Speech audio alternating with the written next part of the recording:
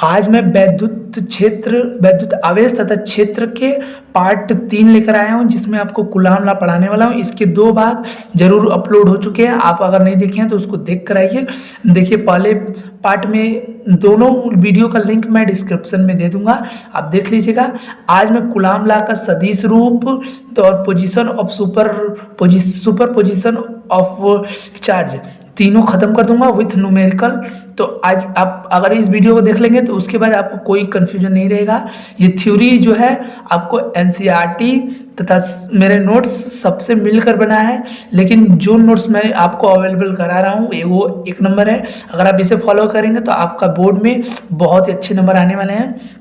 तो आइए स्टार्ट करते हैं। इससे पहले आपको दशहरे की बहुत बहुत हार्दिक शुभकामनाएं। आज दशहरा है, लेकिन मैं आपके लिए रात को 2 बजे वीडियो शूट कर रहा हूं। तो अगर आप मेरे चैनल पे नए हैं तो मेरे चैनल को सब्सक्राइब कर लीजिएगा। आपके लिए ये कंटेंट बनाता हूं तो आप लोग थोड़े तो सराहना कर ही सकते हैं। बस आपको चैनल सब्सक्राइब करना है तथा बेल आइकन पे प्रेस करना है। आपके लिए पूरा 15 जनवरी तक आपका पूरा सिलेबस आपको अपलोड मिलेगा इस चैनल पे। पूरी तरह से आपको डेली बेसिस पे मैं क्लासेस अवेलेबल करा रहा हूँ। आइए तो स्टार्ट करते हैं। Coulomb law. कूलाम का नियम क्या होता है? 2 बिंदु आवेशों के मध्य प्रतिकर्षण या आकर्षण बल लगता है। आपको आवेशों के बारे में पूरी जानकारी मैं पिछले दोनों वीडियो में दे चुका हूं। अगर आपको देखना है तो आप उन वीडियो को देख कर आइए। बहुत ही सीक्वेंस, बहुत ही गहराई से समझाया है और बहुत ही फटाफट आपको समझ में आ जाएगा। तो देखिए, 2 बिंदु आवेश, देखिए 2 जो आवेश होते हैं वो पॉजिटिव मतलब समान प्रकृति के आवेश एक दूसरे को प्रतिकर्षित करते हैं, और जो विपरीत प्रकृति के आवेश होते हैं मतलब नेगेटिव पॉजिटिव, ये एक दूसरे को आकर्षित करते हैं। तो देखिए यहाँ पर 2 बिंदु आवेशों के मध्य प्रतिकर्षण या आकर्षण बल लगता है, उसे स्थिर वैद्युत बल कहते हैं। मतलब ये जो पॉजिटिव के मध्य प्रतिकर्षण बल और नेगेटिव पॉजिटिव आकर्षण बल होता है। इन दोनों बलों को आप नेगेटिव पॉजिटिव जो भी ले सकते हैं, तो इन दोनों बलों को स्थिर वैद्युत बल कहते हैं। देखिए, मान लीजिए 2 पिंड है या पिंड आवेश है, मतलब 2 बिंदु आवेश है Q1 तथा Q2। इन दोनों के बीच जो दूरी है वो R है। देखिए R दूरी पर ये दोनों रखे गए हैं। तो ये देखिए, आवेशों के मध्य लगने वाला बल, इन दोनों के मध्य लगने वाला बल इन दोनों आवेशों के अनुक्रमानुपाती होता है। ये लिखा है, देखिए फोर्स ऑन, देखिए आवेशों के मध्य लगने वाला बल आवेशों के अनुक्रमानुपाती होता है। इसे समीकरण 1 मानते हैं। अब देखिए दूसरा, आवेशों के मध्य दूरी का वर्ग, मतलब दूरी का वर्ग के बल, जो इन दोनों का बीच जो बल लग रहा है वो व्युत्क्रमानुपाती होता है। मतलब देखिए, आवेशों के मध्य लगने वाला बल इन आवेशों के मध्य जो दूरी है उसके वर्ग के व्युत्क्रमानुपाती होता है। समीकरण 1 और 2 से, देखिए समीकरण 1 और 2 से आप हो जाएगा बल अनुक्रमानुपाती Q1 Q2 आपका चार्ज हो जाएंगे, और व्युत्क्रमानुपाती उसकी जो क्या नाम है दूरी हो जाएगा। तो ये देखिए, इस बार इक्वल टू ये K जो है वो कांस्टेंट है। देखिए K विद्युतशीलता होता है। यहाँ पर Q1 और Q2 आवेश होते हैं, R दूरी होता है, और जो ये है ये आपको मिलेगा। यही आपका कूलाम का नियम है। आप इसको इस तरह भी रिप्रेजेंट कर सकते हैं। K का मान होता है 1/4πε0 और Q1 Q2 R², इसका ये मान होता है, इसका ये रियल फैक्ट है। तो कूलाम का नियम यही है। आइए आगे चलते हैं।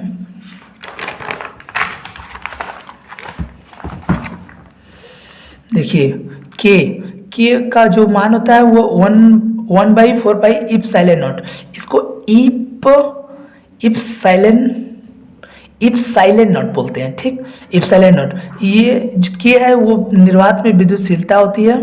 ये देखिए इप्सिलॉन नॉट निर्वात में विद्युतशीलता, और वो जो K था वो विद्युतशीलता था। ठीक। और इप्सिलॉन नॉट का जो मान होता है 8.85 गुणे 10⁻12, इसका एग्जैक्ट वैल्यू एनसीईआरटी में दिया, आप देख लीजिएगा। इसका जो वो होता है मात्रक कूलाम स्क्वायर प्रति न्यूटन मीटर स्क्वायर होता है इसका यूनिट। अब इसका बीमा निकाल लीजिएगा, इसका बीमा बहुत इंपॉर्टेंट होता है, पूछा जाता है पेपर्स में, ऑब्जेक्टिव एग्जाम्स में। देखिए 1/4 एप्सिलॉन नॉट या के का जो मान होता है उसे 9 गुणे 10⁻9 होता है, वो बीमाहीन होता है। ये देखिए सापेक्ष विद्युतशीलता, ये बहुत इंपॉर्टेंट है। देखिए किसी मीडियम में विद्युतशीलता उस मीडियम में निर्वात के और सापेक्ष विद्युतशीलता के बराबर होता है, या सापेक्ष विद्युतशीलता, देखिए सापेक्ष विद्युतशीलता इक्वल टू होता है मीडियम में जो बराबर जो विद्युतशीलता है, निर्वात में विद्युतशीलता, और इसके अनुपात को सापेक्ष विद्युतशीलता कहते हैं। यहाँ पे देखिए इस फार्मूला में आपको ई आर जो है वो सापेक्ष विद्युतशीलता है, इप्सिलॉन नॉट निर्वात में विद्युतशीलता तथा ई इप्सिलॉन नॉट यम मतलब मीडियम में, देखिए मीडियम में विद्युतशीलता। ठीक, तो आगे चलते हैं। आइए आपको कूलाम लॉ पर 2 सवाल करवा देता हूँ, न्यूमेरिकल जो बोर्ड में पूछे जाते हैं। देखिए तो बोर्ड में ऐसे ही छोटे छोटे सवाल 2-2 नंबर के आते हैं, तो इसे आप देख लीजिए। मैं 5 नंबर का सवाल भी आगे करवाऊंगा प्रिंसिपल ऑफ सुपरपोजिशन पे, या बहुलकों के मध्य जो बहुत सारे आवेशों के मध्य लगने वाला बल होता है उसे प्रिंसिपल ऑफ सुपरपोजिशन कहते हैं। तो उस पर आपको एक बहुत ही उच्च लेवल का सवाल करवाऊंगा। देखिए 2 बिंदु आवेश क्रमशः 3 माइक्रोकूलाम तथा 2 माइक्रोकूलाम है, तो पिंड के मध्य लगने वाला बल, इस पे देखिए दोनों पर प्रतिकर्षण बल लगेगा, दोनों पॉजिटिव हैं, तो उससे नहीं मतलब है, आपको सिर्फ इसका न्यूमेरिकल वैल्यू उठाना है। तो आपको फार्मूला पता ही है कूलाम लॉ से यहाँ पे आप लिख लेंगे कूलाम की नियम से। आपको कूलाम लॉ यही होता है, epsilon not Q1 Q2 are square. इनके मध्य जो दूरी होती है वो 1 मीटर दिया है, मान लीजिए नहीं दिया तो आप 1 मीटर अभी मान लेंगे, 1 मीटर दूरी दिया है, बुक में दिया था मैंने लिखा नहीं हूँ। इन दोनों के मध्य जो दूरी है वो 1 मीटर है। तो देखिए F इक्वल टू, इसका मान 9 गुणे 10⁻9 होता है, आपको पीछे बता दिया है। और ये देखिए माइक्रोकूलाम है, तो 1 माइक्रोकूलाम इक्वल टू 10⁻6 होता है, तो 3 है, तो 3 गुणे 10⁻6 माइक्रोकूलाम, और इसका भी 2 गुणे 10⁻6 माइक्रोकूलाम, और ये 1 मीटर है, तो 1 मीटर का होल स्क्वायर। आपको देखिए जो इसमें ये जो दूरी है, आपको दूरी वो मीटर में लेना है, कूलाम लॉ में दूरी मीटर में लिया जाता है, हर चीज आपको पता चलेगी। देखिए आप इसको सॉल्व कर देंगे तो यहाँ पर 9 गुणे आप 6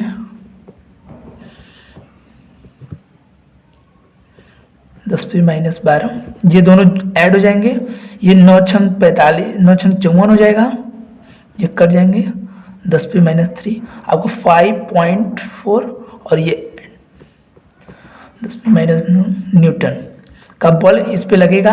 देखिए तो इसका आंसर आ गया है 5.4 गुणे 10⁻2 न्यूटन का बल लगेगा। आप समझ सकते हैं -2 है तो कितना छोटा बल है, लेकिन ये बल बहुत ही शक्तिशाली होते हैं। आइए दूसरा सवाल पे नजर डालते हैं। 2 बिंदु आवेश प्लस देखिए +6 माइक्रोकूलाम और दूसरा -2 माइक्रोकूलाम है, तो पिंड पर आकर्षण बल की गणना करें। देखिए तो पिंड पर आकर्षण बल, तो ये पॉजिटिव है नेगेटिव है, तो दोनों में एक दूसरे को आकर्षित करेंगे। तो देखिए फार्मूला होता है कूलाम के नियम से, आप लिख लीजिएगा कूलाम के नियम से। यहाँ पर Q1 Q2 आर स्क्वायर, या इसका एक 1/4 एप्सिलॉन नॉट भी आप लिख सकते हैं, लेकिन मैं K का डायरेक्ट मान डाल रहा हूँ यहाँ पर 9। और देखिए ये माइक्रोकूलाम है, तो 6 गुणे 10⁻6 हो जाएगा। आपको पैरामीटर वाला वीडियो देख लीजिएगा, पहले वीडियो में ही है, मैं पैरामीटर दिया हूँ उसी से। और यहाँ पे भी दूरी देखिए 1 मीटर है, ठीक, दूरी भी 1 मीटर है, तो दूरी का तो होल स्क्वायर, दूरी 0 हो जाएगा। आप इसको ऐड कर देंगे दोनों को,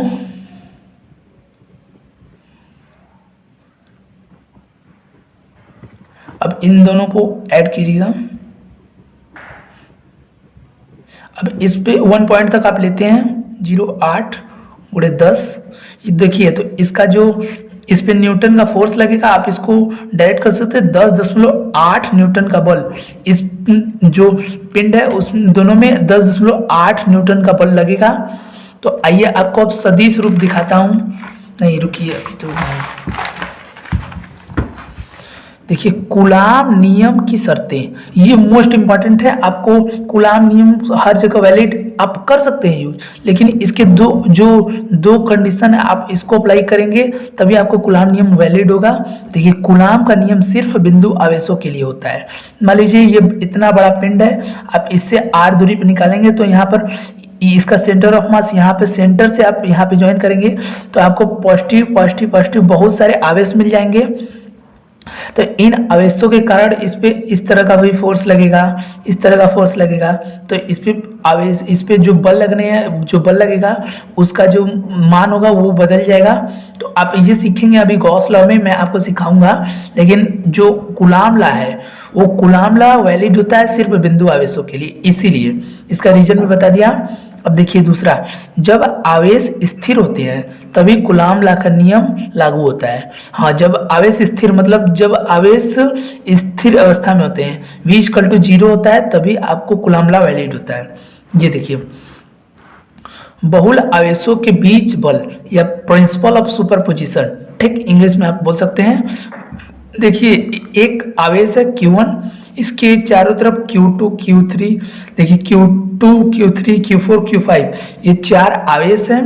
तो इस पे लगने वाला कुल नेट फोर्स, देखिए फोर्स ऑन Q1, पहले Q1 पे लगने वाला बल, देखिए पहले एक फोर्स ऑन 1 2 का मतलब होता है, देखिए फोर्स ऑन 1 2 का मतलब होता है फोर्स ऑन 1 ड्यू टू 2, मतलब एक पर लगने वाला बल 2 के कारण। तो ये देखिए force on 1 due to 2, force on 1 due to 3, और इसी तरह 4 के कारण लगने वाला एक पर बल, इन सबके वेक्टर सम होता है। वेक्टर सम सदिश जोड़, इसका मतलब मैं आपको जब सवाल कर रहा हूँ तो बता रहा हूँ अभी इसी वीडियो में। इस जो प्रिंसिपल ऑफ सुपरपोजिशन है आप उसको लिख भी कैसे सकते हैं, किसी एक आवेश पर लगने वाला बल, किसी एक आवेश पर लगने वाला बल सभी बलों के सदिश योग के बराबर होता है। इसका जो अभी आपको न्यूमेरिकल कराऊंगा उसमें आपको क्लियर हो जाएगा। इसके ये प्रिंसिपल ऑफ सुपरपोजिशन ये होता है, किसी एक आवेश पर लगने वाला बल सभी आवेशों के सदिश योग के बराबर होता है। देखिए आगे, हाँ कूलाम लॉ का आपको सदिश रूप आपको मैं अभी कर दिखाऊंगा तो आपको पूरा समझ में आएगा। देखिए कूलाम लॉ का सदिश रूप, कूलाम लॉ का देखिए सदिश रूप, देखिए एक्स वाई एक प्लेन लेते हैं हम, इसे एक्स एक्सिस बोलते हैं, इसे वाई एक्सिस। मान लीजिए इसमें Q1 और Q2 दो आवेश हैं, इसे पॉइंट A और पॉइंट B मान लेते हैं। यहां से देखिए ये दूरी आपको R1, ये दूरी आपको R1 मान लेते हैं, ये दूरी आपको R2, इन दोनों को लाइन ज्वाइनिंग कर देते हैं। तो ये देखिए दोनों पॉजिटिव आवेश है, तो प्लस Q के कारण आप इस पे फोर्स लगेगा, फोर्स ऑन 2 मतलब 2 पे लगने वाला बल 1 के कारण, तो फोर्स ऑन 2 ड्यू टू 1, और इस पे दोनों एक दूसरे को रिपेल करेंगे तो ये दोनों एक दूसरे को प्रतिकर्षित करेंगे, तो दोनों एक दूसरे से, इस पर फोर्स इधर लगेगा और इस पर फोर्स इधर, तो इस पे लगेगा। देखिए फोर्स ऑन 1 ड्यू टू 2, आपको इसका वेक्टर रूप लिखना है। तो देखिए आपको पहले फोर्स ऑन 2, मैं पहले इसका बताता हूँ, फोर्स ऑन 2 ड्यू टू 1, तो आपको दोनों आवेश हो जाएंगे Q1 Q2, दो आवेश हो गए, ये Q हो गया। ये देखिए R², इन दोनों के बीच की दूरी आपको दूरी देखिए A और B दोनों के बीच की दूरी AB है, तो आपको AB का होल स्क्वायर ले लेना है। अब देखिए ये A है ये B है, तो आपको A से B की तरफ जा रहे हैं तो AB कैप ले लेंगे यूनिट वेक्टर। और यूनिट वेक्टर क्या होता है, रुकिए आपको वेक्टर के बारे में यहाँ पे बता देता हूँ पहले। देखिए यूनिट वेक्टर होता है, ये डायरेक्शन के लिए यूज किया जाता है। इसमें देखिए A B, ये ए से बी की तरफ जा रहे हैं तो आपको ए बी डायरेक्शन दिखाया और मैग्नीट्यूड से डिवाइड कर दिया जाता है, यूनिट इसका मतलब ये होता है। और देखिए ए बी को आप ओ बी मतलब ओ जो ये पॉइंट है इससे माइनस कर देंगे इसको, तो O minus O B O ए ये होता है। ये वेक्टर का नियम है, आपको इसे फॉलो करना होगा। आपको वेक्टर पे मैं वीडियो बना दूंगा, लेकिन अभी सिलेबस कंप्लीट करना था इसीलिए मैं वीडियो नहीं बनाया हूँ, बट आपको यहाँ पे समझा दिया हूँ, आपको समझ में आ गया होगा। आइए तो आप ए बी को इस रूप में लिख सकते हैं, तो यहाँ पर force on to Q1 Q2, अब ए बी का होल स्क्वायर, जो ए बी है आप इसको ए बी और ए बी लिख सकते हैं, ठीक। अब देखिए आप इसको इस तरह भी लिख सकते हैं, तो आप इसका एक और फॉर्म हो जाएगा, ये भी वेक्टर फॉर्म है, ये भी आप इसको देखिए ओ बी माइनस ओ ए लिख सकते हैं, इसका ये भी एक वेक्टर फॉर्म हो गया। और ये देखिए ये दोनों सेम है, तो आप इसका होल क्यूब लिख सकते हैं, दोनों ऐड हो जाएंगे, तो होल क्यूब को आप ओ बी माइनस ओ ए का होल क्यूब लिख सकते हैं। देखिए ये फोर्स ऑन 2 ड्यू टू 1, ये इसका वेक्टर फॉर्म है। फोर्स मतलब फोर्स ऑन 2 ड्यू टू 1 मतलब दो पर आवेश 2 पर 1 के कारण लगने वाला बल, उसका वेक्टर फॉर्म ये होगा। अब देखिए फोर्स पिंड, देखिए पिंड 1 पर जो आवेश 1 है उस पर 2 द्वारा लगने वाला बल। अब देखिए फोर्स ऑन 1 ड्यू टू 2, ये देखिए के Q1 Q2, आपको ये देखिए इधर से आप जा रहे हैं, इधर Q2 से Q1 की तरफ जा रहे हैं, तो बी ए कैप हो जाएगा, बी ए कैप। और बी ए कैप को आप लिख सकते हैं, बी से ए की तरफ जाएंगे, बी से ए की तरफ जा रहे हैं, तो B A magnitude of B A, ठीक। तो ये देखिए आपके सामने सॉल्व कर रहा हूँ कि आपको कुलाम जो सदिश रूप है इसमें बहुत बच्चे फंसते हैं, तो आपको ना कोई परेशानी हो, इसीलिए आपके सामने कर रहा हूँ। और ये देखिए इन दोनों के बीच की दूरी तो अब सेम है, तो ए बी का होल स्क्वायर लिख सकते हैं आप इसको, ठीक। अब देखिए दोनों के बीच की दूरी तो सेम ही होगी ना, ए बी लिखें या बी ए लिखें एक ही बात हुआ। तो देखिए के Q1 Q2, और इसको आप इस तरह लिख सकते हैं बी ए बी, और ये देखिए बी ए। अब बी ए लिखें या ए बी लिखें, दोनों दूरियां तो सेम ही है, तो ये ऐड हो जाएगा और होल क्यूब हो जाएगा। तो इसको आप के Q1 Q2 B A cap, देखिए यहाँ पर ए बी का होल क्यूब, ए बी का होल क्यूब। अब आप इसे बी ए जो लिखा है, अब देखिए आपको कुछ नहीं करना है, ओ जो होता है इसे बाद वाले से उठाते हैं, ओ ए हो जाएगा नेगेटिव ऑफ ओ बी, इस तरह आप इसको लिख सकते हैं। देखिए जो ओ होता है वो मिड पॉइंट जो एक्सिस पॉइंट है, देखिए यहाँ से ओ ए नेगेटिव ऑफ ओ बी, बस जो बाद में लिखा है उसके साथ ओ लिखिए, ओ ए हो जाएगा, और जो पहले है उसको बाद में आप ओ बी के साथ डिवाइड कर दीजिए, अरे सब्सट्रैक्ट कर दीजिए, ठीक है। अब आपको इसके आगे आप इसको इस तरह लिख सकते हैं, तो यहाँ पर देखिए के Q1 Q2 ओ ए, ये देखिए ए बाद में है तो ए पहले आ गया, ओ बी, ठीक। आपको अब देखिए इसका मैग्नीट्यूड, यहाँ पे सिर्फ आपको मैग्नीट्यूड लिखना है, तो ओ बी लिखे हैं, ओ ए आप कुछ भी लिख सकते हैं, यहाँ पर मैग्नीट्यूड मतलब दोनों की दूरियां समान ही है, तो दोनों दूरियां समान है। ये देखिए ये वेक्टर फॉर्म है, आपको वेक्टर फॉर्म दोनों समझ में आ गए होंगे, दोनों वेक्टर फॉर्म है, तो वेक्टर फॉर्म में अब कोई परेशानी तो होगी नहीं, मैं आपके सामने सॉल्व किया हूँ। और वेक्टर के लॉ होते हैं वो भी यहाँ पर लगभग समझा ही दिया हूँ। एक लॉ और होता है रिजल्टेंट का, वो आपको सवाल में से बता रहा हूँ। इस सवाल में मैं आपका कूलाम लॉ और प्रिंसिपल ऑफ सुपरपोजिशन या बहुलकों के बीच जो आवेश है वो दोनों कॉन्सेप्ट को क्लियर कर दूंगा। ये सवाल आपको बोर्ड एग्जाम में 4 नंबर का मिलेगा, तो आप इसे मोस्ट इम्पॉर्टेंट की तरह से देखिएगा। मैं आपके सामने सॉल्व करूंगा, क्योंकि आपको हो सकता है कि आप उस तरह जो सॉल्यूशन होगा उससे नहीं समझ पाएंगे, तो मैं आपके सामने सॉल्व करूंगा। देखिए सवाल को पढ़ते हैं। एक समबाहु त्रिभुज। देखिए समबाहु त्रिभुज की दो तीन खासियत होती हैं। समबाहु त्रिभुज की सारी भुजाएं समान होती हैं, समान लंबाई की, तथा इनके सभी कोण 60 अंश 60 अंश 60 अंश के होते हैं। समबाहु त्रिभुज की एक खासियत होती है। देखिए समबाहु त्रिभुज के शीर्षों पर मतलब हर शीर्ष पर ए शीर्ष पर, बी शीर्ष, सी शीर्ष पर, सब पर प्लस क्यू चार्ज है। और इनकी भुजाएं, जो इसकी भुजा है वो ए लंबाई की। आप कुछ भी, आप न्यूमेरिकल वैल्यू कुछ भी यहाँ पे भर सकते हैं, आवेश भी कुछ भी रख सकते हैं।